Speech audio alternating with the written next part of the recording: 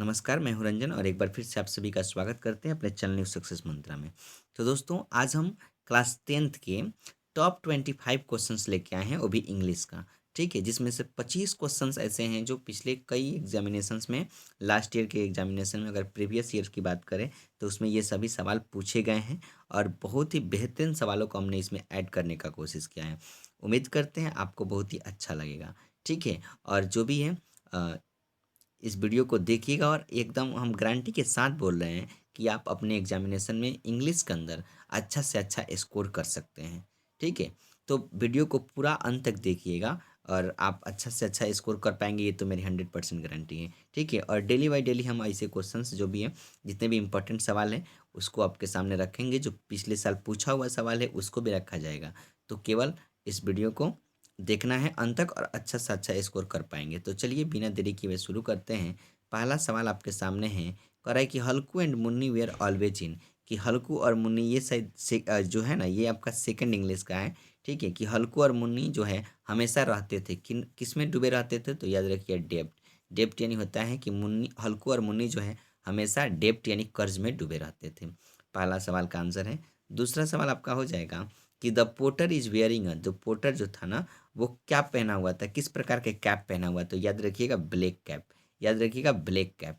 ठीक है, ये कई बार सवाल पूछा हुआ सवाल है। तो आपको याद रखना है कि the porter is wearing a, यानी कि जो पोर्टर था वो किस तरह का टोपी पहना हुआ था, तो ब्लैक कैप पहना हुआ था। अगला सवाल है कि द पोर्टर कैरिड, सॉरी यहाँ पे क्या होगा, पोर्टर होगा, आर होगा, डी नहीं। The porter carried 25 kilo load on his back, यानी कि जो पोर्टर था वो कितना किलो लोड जो है अपने पीठ पे ढोता था, तो याद रखिएगा 25 किलो। बहुत इंपॉर्टेंट सवाल है, पूछा हुआ सवाल है, तो इसको इग्नोर मत कीजिएगा। याद रखिएगा जो पोर्टर था वो कितना किलो लोड ढोता था, तो 25 किलो यानी 25 किलो लोड।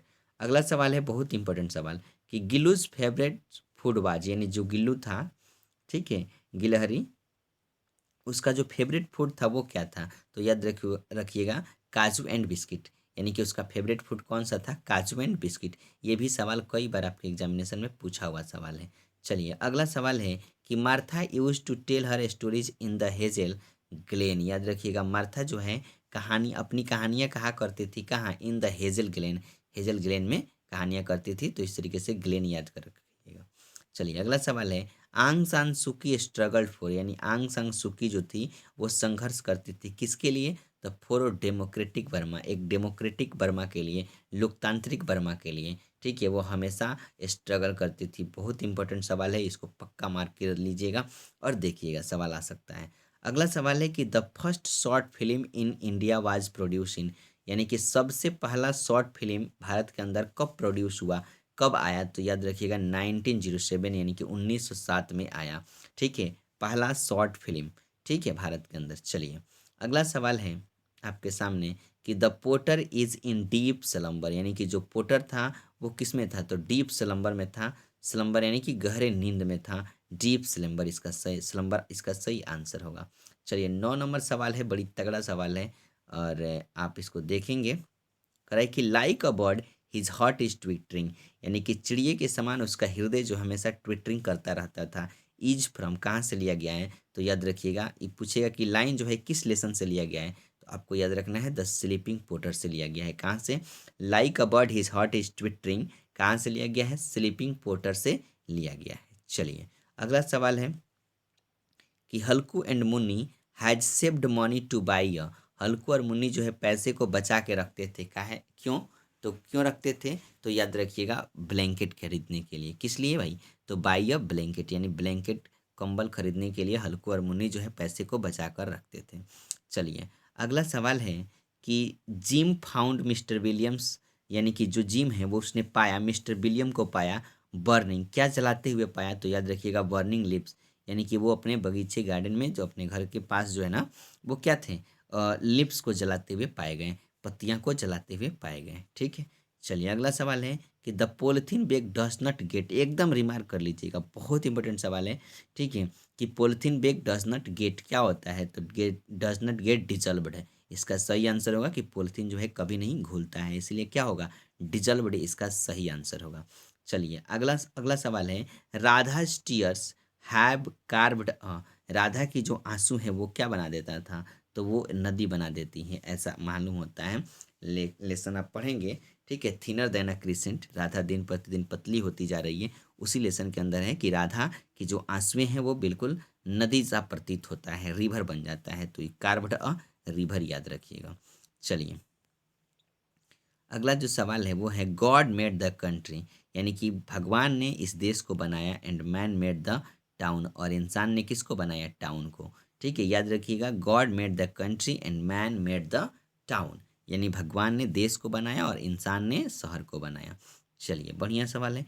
अगला सवाल है लॉर्ड कृष्ण माने जो भगवान कृष्ण हैं, हैड नॉट मेट, नहीं मिले किससे, राधा से, फॉर सम टाइम्स, यानी भगवान कृष्ण जो थे वो नहीं मिले थे किससे, तो याद रखिएगा राधा से, फॉर सम टाइम्स, कुछ समयों के लिए। इसमें आपको ये भी रहेगा, सुदामा भी रहेगा, तो सुदामा को नहीं टिक आउट करना है। ये लेसन के अंदर राधा से काफ़ी दिनों से नहीं मिले हैं, ठीक है। तो वही है जिसके कारण राधा भी उनके याद में दिन प्रतिदिन रो रही है, और एकदम दिन प्रतिदिन पतली होती जा रही है। चांद से भी जो होता है ना, उससे भी पतली होती जा रही है। तो इस तरीके से याद रखिएगा, लेसन के अंदर है कि Lord Krishna had not met Radha for some times, याद रखिएगा। चलिए नेक्स्ट सवाल आपके सामने है कि which had the power to grant wishes, यानी किसके पास शक्ति है इच्छाओं को पूर्ति करने की, तो वो कौन था, वो एक पौधा था, ट्री था, जिसको हम लोग विश एल्डिंग ट्री करेंगे। ठीक है, विश एल्डिंग ट्री, इच्छाओं की पूर्ति करने वाला पौधा। तो केवल आपको ऑप्शन में रहेंगे ऐसे की, ठीक है। तो which had the power to grant wishes, यानी कि किसके पास शक्ति है अब इच्छाओं को पूर्ति करने की, पूरा करने की, तो वो क्या है, एक ट्री है, जिसको विश एल्डिंग ट्री भी कहते हैं, या फिर ट्री ऑप्शन में होगा तो उसको टिक आउट कर दीजिएगा। चलिए अगला सवाल है कि which festival is refer to by the writer in little girls wiser than man, यानी कि जो किस फेस्टिवल के बारे में चर्चा किया गया, which festival is refer to by the writer in the little girls wiser than man, यानी कि little girls wiser than man में किस फेस्टिवल के बारे में चर्चा किया गया, तो याद रखिएगा ईस्टर, ईस्टर फेस्टिवल के बारे में चर्चा किया गया है। ठीक है, ईस्टर फेस्टिवल, विच फेस्टिवल, यानी कि Littles girls wiser than man के अंदर ईस्टर फेस्टिवल के बारे में चर्चा किया गया है। चलिए उम्मीद करते हैं आपको बहुत अच्छा लग रहा होगा। अगला सवाल है polythene bag has been composed by, यानी पॉलिथीन बैग को किसने लिखा है, बहुत बढ़िया सवाल है। इसको लिखे हैं दुर्गा प्रसाद पांडा, याद रखिएगा, polythene bag has been composed by Durga Prasad Panda. ठीक है, चलिए अगला सवाल है कि who is the writer of once upon a time, यानी वंस अपॉन टाइम के लेखक कौन है, वंस अपॉन टाइम जो लेसन है वो उसका लेखक कौन है, किसने लिखा है, तो याद रखिएगा टोनी मॉरिसन, कौन लिखा है, टोनी मॉरिसन ने लिखा है। ठीक है, चलिए अगला सवाल है कि इन द पोएम, इस पोएम में, कौन सा पोएम में, in the poem odd and solitude, यानी कि ऑड एंड सॉलिट्यूड पोएम में the poet draws a beautiful picture of, यानी कि कवि जो है वो ड्रॉ करता है, क्या ड्रॉ करता है, ए ब्यूटीफुल पिक्चर ऑफ, एक बहुत ही खूबसूरत से तस्वीर को, किसके तस्वीर को, ए हैप्पी मैन, एक खुश व्यक्ति के तस्वीर को, ठीक है, ड्रॉ करता है। चलिए अगले सवाल की तरफ बढ़ते हैं। तो अगला सवाल आपके सामने है 21 नंबर सवाल, ओ सॉरी 21 नंबर सवाल है कि Gillu's squirrel have a life span, है बहुत बढ़िया सवाल है कि गिल्लू की कई बार एग्जाम में पूछा हुआ सवाल है कि गिल्लू जो स्क्वायरल है, गिलहरी है, उसकी ज़िंदगी कितने दिन की होती है, तो याद रखिएगा 2 इयर्स, 2 सालों तक की उसकी ज़िंदगी होती है। ठीक है, वैसे अगला सवाल आपके सामने है कि the name of Halku's wife in January night was, यानी कि जनवरी नाइट में जो हल्कू है उस हल्कू की पत्नी का नाम क्या था। ठीक है, तो याद रखिएगा मुन्नी था, क्या था, जनवरी नाइट में हल्कू की जो पत्नी थी उसका नाम क्या था, तो मुन्नी था, याद रखिएगा। चलिए अगला सवाल है पॉलिथीन बैग मैक्स, यानी जो पॉलिथीन बैग है वो मैक्स करता है, बनाता है क्या, एस्क्विकी नॉइज देता है, याद रखिएगा squeaky noise, polythene bag makes squeaky noise, यानी कि एकदम किकियाने की आवाज़ उससे आती है, स्क्विकी नॉइज आता है।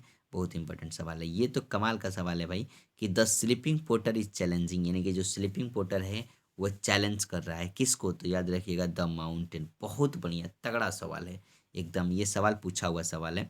तो याद रखिएगा the sleeping porter is challenging the mountain, यानी स्लीपिंग पोर्टर किसको चैलेंज कर रहा था, तो माउंटेन को। चलिए अगला सवाल है कि Gillu would inform by twittering, यानी कि गिल्लू जो है इन्फॉर्म करती थी ट्विटरिंग कर करके।